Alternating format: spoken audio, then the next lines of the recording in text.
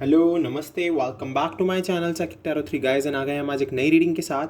आज की रीडिंग का जो टॉपिक है वो है हमारा फायर साइन के लिए, एरीज, लियो, सैजिटेरियस के लिए। तो मैं आज फायर साइन की लव रीडिंग करने वाला हूँ। डेफिनेटली अगर आप सिंगल हो या आप नो कॉन्टैक्ट सिचुएशन में, डिवोर्स की बात चल रही है, जिस भी सिचुएशन से आप हो या फिर जिस भी सिचुएशन में आप चल रहे हो अभी, अगर आपसे ये रीडिंग रेजोनेट होती है तो डेफिनेटली ये रीडिंग आपके लिए है। ओके, सो चलिए रीडिंग को स्टार्ट करते हैं guys. It's a general reading, so आप बस अपने माइंड को थोड़ा ओपन रखना। अगर आपसे रेजोनेट करती है तो ठीक है, नहीं तो जो मैसेजेस आपसे रेजोनेट नहीं करेंगे वो आपके लिए नहीं है। ओके, चलिए देखते हैं कि क्या निकल के आता है आपके लिए। क्या आता है हमारे फायर साइन एरीज, लियो, सैजिटेरियस के लिए।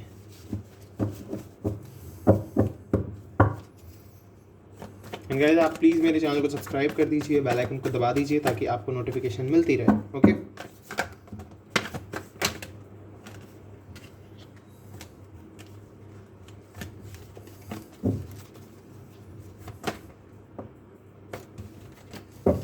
चलिए अब पिक करेंगे card.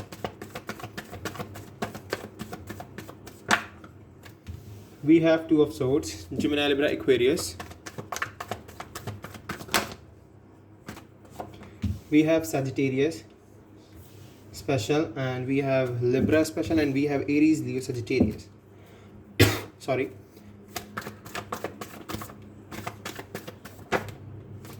We have Ace of Swords, Gemini, Libra, Aquarius. We have Five of Wands, Aries, Leo, Sagittarius again. We have King of Swords. We have Eight of Swords. Okay. We have Page of Swords, and we have Devil, Capricorn. Okay. And bottom of the deck we have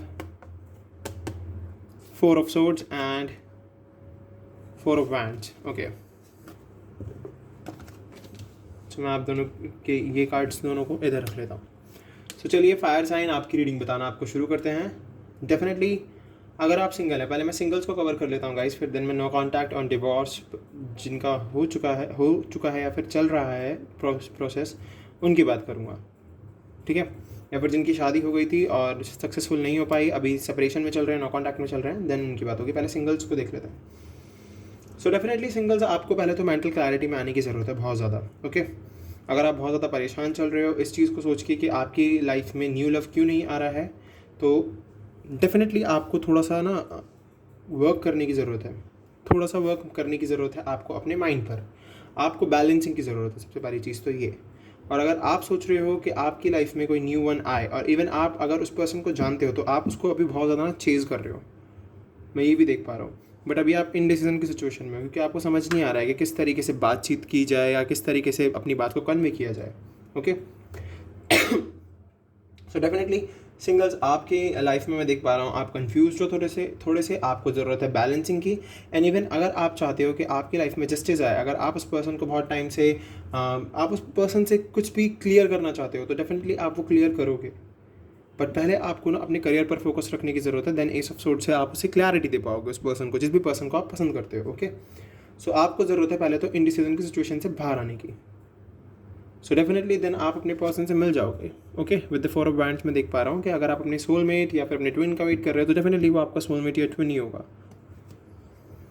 सो चलिए अब बात करते हैं जो लोग no contact में हैं या फिर जिनका डिवोर्स की बात चल रही है या फिर जिनकी शादी हुई थी और अच्छे से शादी चल नहीं पाई और अभी सेपरेशन में चल रहे हैं। सो गाइज डेफिनेटली आपका जो पर्सन है ना, उनको ना आपकी अहमियत का भी पता नहीं है ज़्यादा अच्छे से। सबसे पहली चीज़ तो ये, वो बहुत ज़्यादा कन्फ्यूज्ड है, उनको कोई क्लैरिटी नहीं है। वो शादी में भी मुझे ये लग रहा है कि वो शादी करते टाइम भी क्लैरिटी में नहीं थे कि मैं सही कर रहा हूँ या गलत कर रहा हूँ, या सही कर रही हूँ या गलत कर रही हूँ, बिकॉज उनको क्लैरिटी नहीं थी। मे बी उन्होंने अपने फैमिली के प्रेशर में आके शादी कर ली या फिर अपनी फैमिली के प्रेशर में आकर आपसे रिश्ता तोड़ दिया या फिर आपसे अपना बॉन्ड ख़त्म कर दिया और आप आ गए नो कॉन्टैक्ट सिचुएशन में। Okay, sorry. और जो लोग अभी रिलेशनशिप में चल रहे थे, उनके पर्सन कोई क्लैरिटी नहीं दे पाया, कमिटमेंट नहीं दी, आपकी वैल्यू को नहीं समझा, वो दो सिचुएशन में कंफ्यूज रहा, मे बी थर्ड पर्सन में या आप में, सो इस वजह से उस पर्सन ने आपसे अपना कांटेक्ट ख़त्म कर दिया। एंड इवन टेम्परेंस मुझे दिखा रहा है कि यस, आप जो भी फायर साइन मेरी रीडिंग को देख रहा है इस टाइम पर, आपको ज़रूरत है पहली चीज़ तो ये जो भी आप सोच रहे हो ना दिमाग में, ये जो भी आपके दिमाग में पेन, प्रॉब्लम्स और कंटिन्यूटी में ये जो क्योटिक एक माहौल चल रहा है आपके दिमाग में, जो कि मैं 5 ऑफ वैंड से देख पा रहा हूँ, सो आपको पहले ये ख़त्म करना होगा। सबसे पहली चीज़ तो ये, आपको अपनी बैलेंसिंग करनी होगी, ठीक है। बैलेंसिंग के बाद ही आपकी लाइफ में जस्टिस आएगा, because we have justice card यहाँ पर, तो गॉड तो हैं आपके साथ, बट आप शायद अपने साथ अभी नहीं हो, क्योंकि आपके थॉट्स ना आपको डे ड्रीमर बना चुके हैं। आप हर वक्त ना कुछ और ही टाइम को जी रहे होते हो। तो डेफिनेटली पहले आपको ज़रूरत है प्रेजेंट में आने की, अपने आप को समझने की कि आपकी रियलिटी क्या है। एरीज, लियो, सेजिटेरियस, तो we have Sagittarius special here. तो डेफिनेटली यहाँ पर सिर्फ सेजिटेरियस इसीलिए आया है, यहाँ पर एंजल इसीलिए आया है यहाँ पर, क्योंकि वो आपको गाइडेंस देने के लिए आए हैं कि आपको ज़रूरत है न्यूट्रल होने की। पहले आप न्यूट्रल होइए, ओके। एंड जस्टिस का मुझे क्लियरली दिखा रहा है कि येस, जस्टिस आपको मिलेगा, डेफिनेटली मिलेगा। और अगर आपकी अभी लव लाइफ अच्छी नहीं चल रही है तो अपने करियर लाइफ पर फोकस करो, बिकॉज करियर लाइफ का कार्ड यहाँ पर आया हुआ है। ओवरसीज अपॉर्चुनिटी के लिए वेट कर रहे हो तो डेफिनेटली मिल जाएंगी, और अगर किसी भी अपॉर्चुनिटी का वेट कर रहे हो आपको मिलेगी। एस ऑफ सोर्ड, आपको मेंटल क्लैरिटी मिलेगी अपने करियर की तरफ से, अपनी फैमिली की तरफ से। और डेफिनेटली आपके आसपास कुछ ऐसे लोग भी हैं, या फिर आपकी अभी अपनी फैमिली से नहीं बन रही है, ठीक है, आपकी फैमिली से, अपने ब्रदर सिस्टर से भी आपकी लड़ाई हो जाती है। आप बहुत ज़्यादा ना इम्पल्सिव हो चुके हो उस टाइम पे, बिकॉज देखिए फायर साइन है, Aries, Leo, Sagittarius, so definitely fire sign बहुत ज़्यादा इम्पल्सिव होते हैं।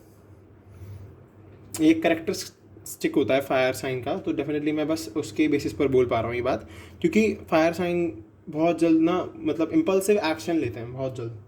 सो डेफिनेटली मैं यहाँ से देख पा रहा हूँ कि आप छोटी छोटी बातों पर बहुत जल्द रिएक्ट करते हो, तो आपको रिएक्ट करने की ज़रूरत नहीं है, ठीक है।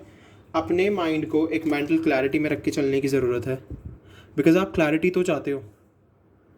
अगर आपके पर्सन एयर साइन से बिलोंग करते हैं तो डेफिनेटली आपको मेंटल क्लैरिटी की ज़रूरत है, आपको शांत रहने की ज़रूरत है।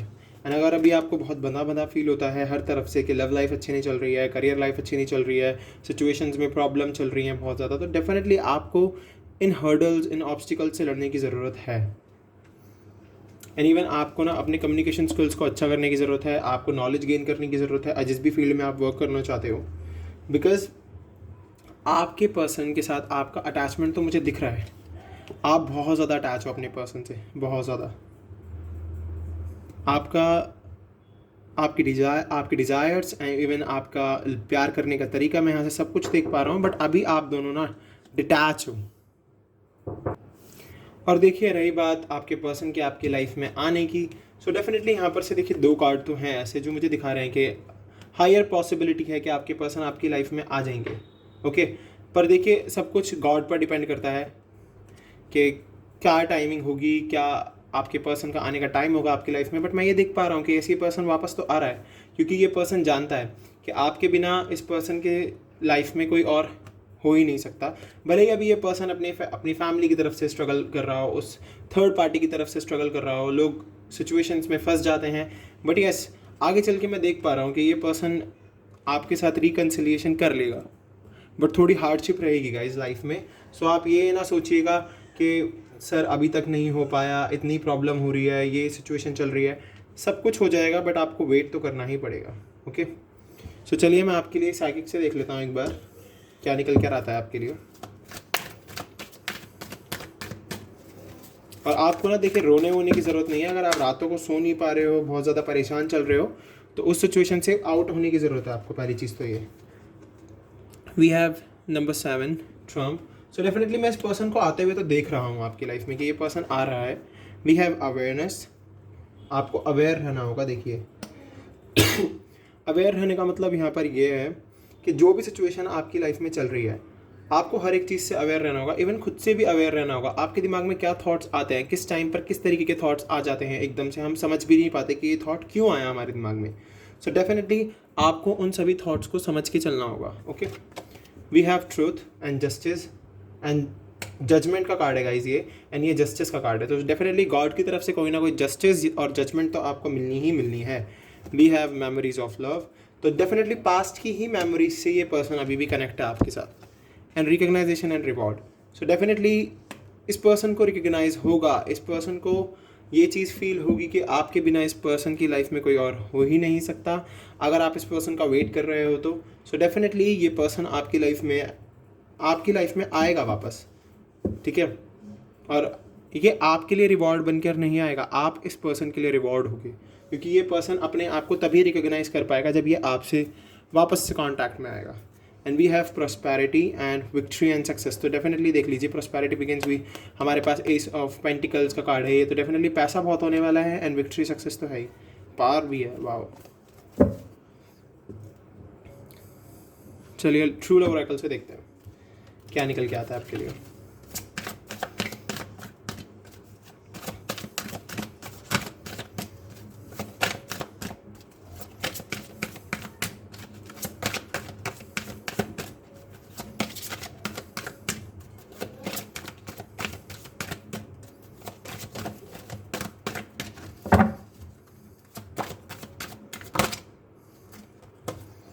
We have emotional freedom, resolving conflict. Okay.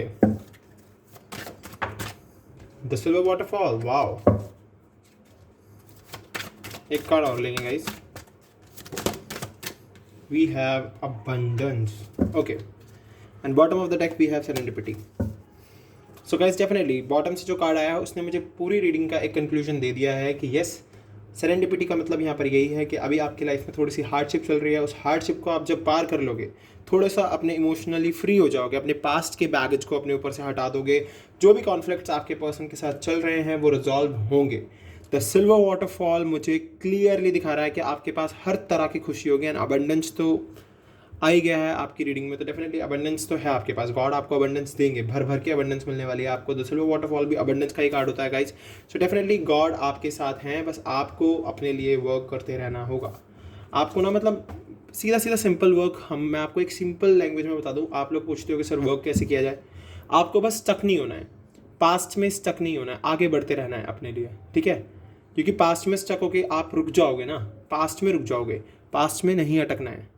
Future की इतनी सोचनी नहीं है, प्रेजेंट मोमेंट में चलते रहना है, प्रेजेंट टाइम को जीते रहना है, वहाँ पर जो काम चल रहा है जिस टाइम पर वो करना है, ओके।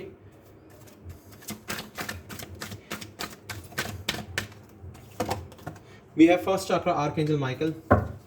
सो डेफिनेटली अगर पैसों से जुड़ी प्रॉब्लम चल रही है लाइफ में तो बेस चक्रा पर वर्क करने की ज़रूरत है। एनवी, अगर आपको जेलसी होती है किसी से, या फिर कुछ लोगों को देखकर आप चिढ़ जाते हो, या फिर आपको ऐसा लगता है कि इनके पास सब कुछ है मेरे पास नहीं है, या फिर आप खुद को जज करते हो किसी और की पर्सनालिटी से, सो ये करने की ज़रूरत नहीं है। गॉड गाइडेंस रहेगा आपके लिए।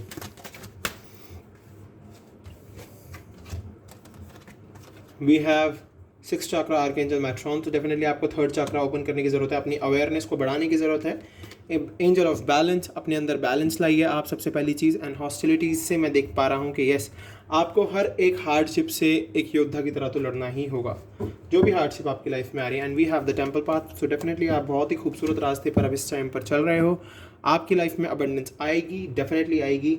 एंड गाइज ये थी फायर साइन की रीडिंग। अगर आपसे रेजोनेट हुई है तो प्लीज़ मेरे चैनल को सब्सक्राइब किए बिना बिल्कुल मत जाना, बेल नोटिफिकेशन आइकन को दबा देना।